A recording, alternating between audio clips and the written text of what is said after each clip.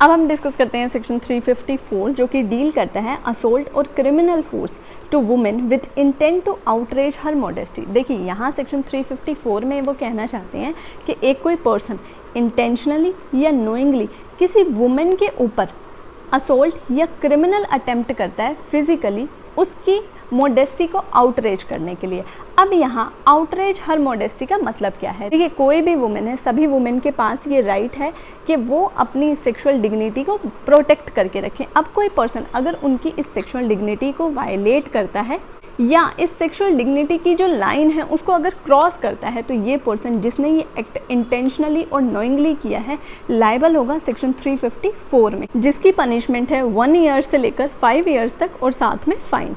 यहाँ जो सेक्शन 354 में हमें ध्यान रखना है वो इंटेंशन और नॉलेज है। अगर किसी पर्सन ने बिना किसी इंटेंशन या नॉलेज के ऐसा कोई एक्ट कर दिया जिससे वुमेन की सेक्सुअल डिग्निटी पे कोई हार्म हुआ तो वो पर्सन 354 में लायबल नहीं होगा। फॉर एग्जाम्पल किसी ऐसे प्लेस पर हम हैं जहाँ पर बहुत सा रश है, अब नहीं पता कौन हमारे पास से गुजर रहा है और कौन हमारे पास से नहीं गुजर रहा। अगर इसी तरह की भीड़ में किसी पर्सन का रॉन्गली बिना किसी इंटेंशन या नॉलेज के किसी वुमेन को रॉन्गली टच हो जाता है तो फिर ये पर्सन लायबल नहीं होगा सेक्शन 354 में।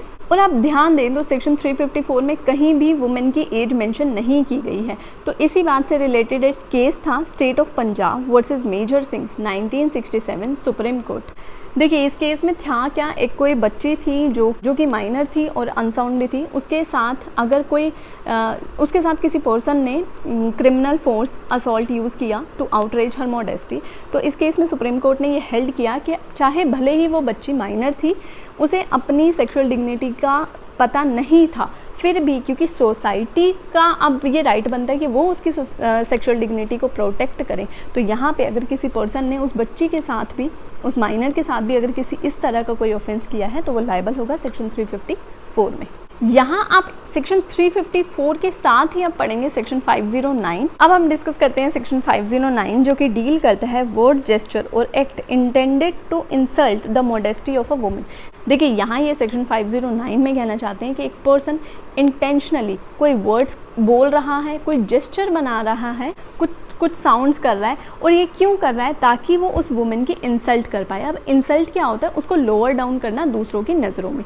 अगर कोई पर्सन इस तरह के एक्ट कर रहा है, जेस्चर बना रहा है, साउंड कर रहा है, वर्ड्स निकाल रहा है, कुछ बोल रहा है उसको, और ये जो एक्ट वो कर रहा है, बोल रहा है या वर्ड्स बना रहा है, वर्ड्स कह रहा है, इसकी इंटेंशन क्या है कि वुमेन इन वर्ड्स को सुने। अगर कोई एक्ट कर रहा है तो वुमेन उस एक्ट को देखे, तो ये पर्सन लायबल होगा सेक्शन 509 में। देखिए सेक्शन 354 और सेक्शन 509 में क्या डिफरेंस है? 509 में वो कहते हैं कि वो दूसरी वुमेन कि वो उस वुमेन की इंसल्ट कर रहा है। यहाँ पे कहीं पर भी वर्ड असॉल्ट या क्रिमिनल फोर्स यूज़ नहीं किया गया। भले ही कोई पर्सन किसी के अगेंस्ट असोल्ट या क्रिमिनल फोर्स यूज़ ना करे, पर वो कुछ इस तरह के वर्ड्स बोल रहे हैं जिससे उस वुमेन की इंसल्ट हो सकती है, तो वो पर्सन लायबल होगा 509 में। पर वहीं अगर साथ में वो क्रिमिनल फोर्स और असोल्ट कर रहा है तो वो पर्सन लायबल होगा सेक्शन 354 में। और दूसरी बात ये, वहाँ सेक्शन 354 में फ़िज़िकली कुछ एक्ट होना ज़रूरी था, वहीं सेक्शन 509 में फ़िज़िकली कोई एक्ट होना ज़रूरी नहीं है। 509 को हम कुछ एग्जांपल से समझते हैं। फॉर एग्जांपल एक लेडी रास्ते से जा रही है, वहाँ 2 से 4 लड़के बैठे हुए हैं कॉर्नर पे, और वो कुछ इस तरह के वर्ड्स निकाल रहे हैं उस वुमेन को टोंट करने के लिए, और वुमेन अगर उन वर्ड्स को सुन लेती है या उसी को पॉइंट आउट करके बोले जा रहे हैं और वो उन चीज़ों को सुन लेती है या देख लेती है, तो ये पर्सन लायबल होंगे 509 में। इसको एक और एग्जांपल से समझते हैं। मान लीजिए कोई वुमेन है जो कि वॉशरूम में है, अगर कोई पर्सन उसको वॉशरूम में किसी खिड़की से या किसी और जगह से जहाँ पे रास्ता है वहाँ से अगर उसको देखता है तो फिर ये पर्सन लायबल होगा 509 में। पर वहीं अगर वो उस वॉशरूम में कैमरा लगा दे तो फिर ये पर्सन लायबल होगा 509 में, रेड विथ सेक्शन 354C में, जो कि डील करता है वॉयरिज्म।